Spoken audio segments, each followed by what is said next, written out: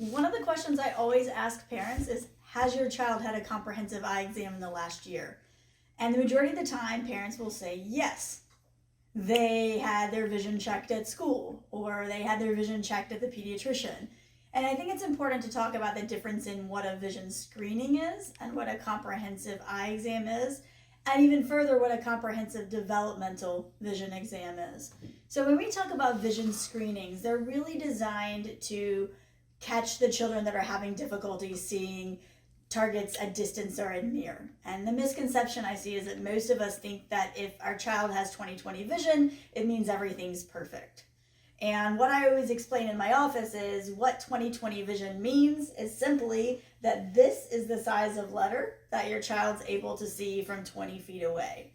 So it is literally how small of a target can your child see at 20 feet. But what we don't often know is that there's all these other visual skills that are required for them to be successful day in and day out, especially in an academic setting. So when we take our child to the optometrist or the ophthalmologist for a primary care exam, we're mostly checking to make sure that everything is nice and healthy and to see if they do in fact need a pair of glasses and what prescription that needs to be. When we talk about a developmental vision exam, now I'm looking at the eye teaming. So does the child have difficulty in working their eyes together as a team, pointing them in the same direction at the same time?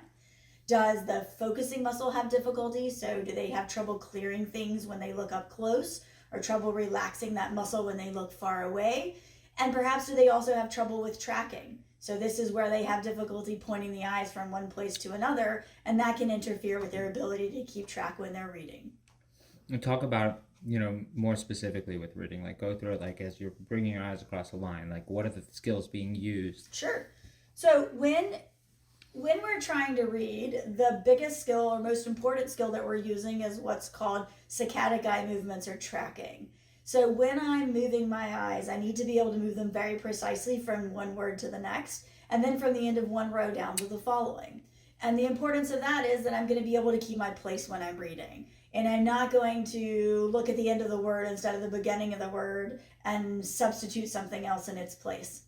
So where we see a lot of times when tracking is difficult is we're going to skip over words or lines, we're going to reread words or lines, you're going to see a lot of word substitution because we see what it begins or ends with and just stick something else into its place.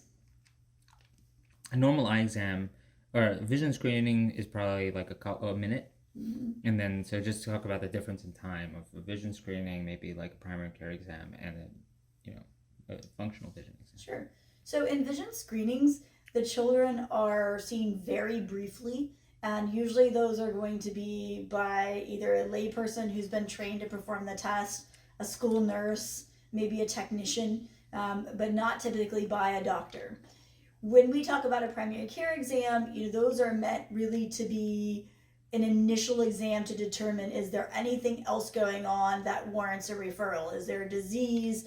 Is there a functional problem like eye teaming, convergence insufficiency? And so when we talk about a regular eye exam, that may be face-to-face with a doctor for 10, 15 minutes. When we talk about a developmental vision exam, it's much more in-depth looking at those visual skills.